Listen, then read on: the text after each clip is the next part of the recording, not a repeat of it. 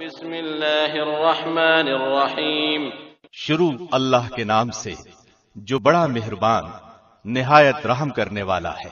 والفجر وليال عشر والشفع والوتر واللیل اذا یسر، قسم ہے فجر کی اور 10 راتوں کی اور جفت اور طاق کی اور رات کی جب وہ چلنے لگے۔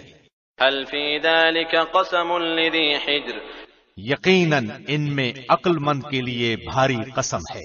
الم تر کیف فعل ربک بعاد، کیا آپ نے نہیں دیکھا کہ آپ کے رب نے عادیوں کے ساتھ کیا کیا؟ ارم ذات العماد ستونوں والے ارم کے ساتھ، التي لم يخلق مثلها في البلاد، جس کی مانند کوئی قوم ملکوں میں پیدا نہیں کی گئی۔ وثمود الذين جابوا الصخر بالواد، اور سمودیوں کے ساتھ جنہوں نے وادی میں بڑے بڑے پتھر تراشے تھے۔ وفرعون ذي الاوتاد، اور فرعون کے ساتھ جو میخوں والا تھا۔ الذين طغوا في البلاد، ان سب نے شہروں میں سر اٹھا رکھا تھا فأكثروا فيها الفساد، اور بہت فساد مچا رکھا تھا۔ فصب عليهم ربك سوط عذاب، آخر تیرے رب نے ان سب پر عذاب کا کوڑا برسایا۔ ان ربك لبالمرصاد، یقیناً تیرا رب گھات میں ہے۔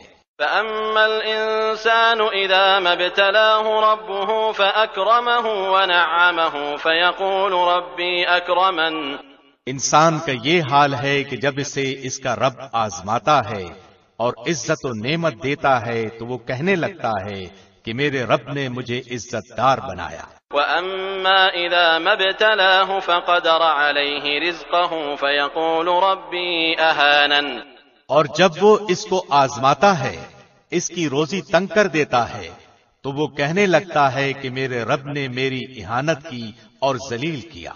كلا بل لا تكرمون اليتيم، ایسا ہرگز نہیں، بلکہ بات یہ ہے کہ تم ہی لوگ یتیموں کی عزت نہیں کرتے۔ ولا تحاضون على طعام المسكين، اور مسکینوں کو کھلانے کی ایک دوسرے کو ترغیب نہیں دیتے۔ وتأكلون التراث أكلا لما، اور مردوں کی میراث سمیٹ سمیٹ کر کھاتے ہو۔ وتحبون المال حبا جما، اور مال کو جی بھر کر عزیز رکھتے ہو۔ كلا إذا دكت الأرض دكا دكا، یقیناً جس وقت زمین کوٹ کوٹ کر برابر کر دی جائے گی۔ وجاء ربك والملك صفا صفا، اور تیرا رب خود آ جائے گا اور فرشتے صفیں باندھ کر آ جائیں گے۔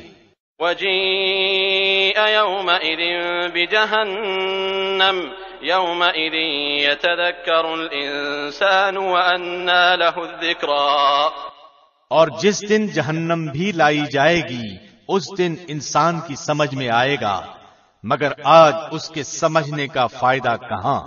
يقول يا ليتني قدمت لحياتي، وہ کہے گا کاش کہ میں نے اپنی اس زندگی کے لیے کچھ پیش کی سامان کیا ہوتا۔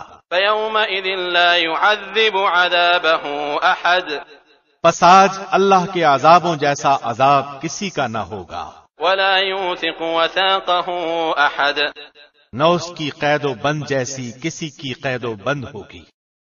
يا أيتها النفس المطمئنة ارجعي إلى ربك راضية مرضية، اے اطمینان والی روح، تو اپنے رب کی طرف لوٹ چل اس طرح کہ تو اس سے راضی، وہ تجھ سے خوش۔ فادخلي في عبادي وادخلي جنتي، پس میرے خاص بندوں میں داخل ہو جا اور میری جنت میں چلی جا۔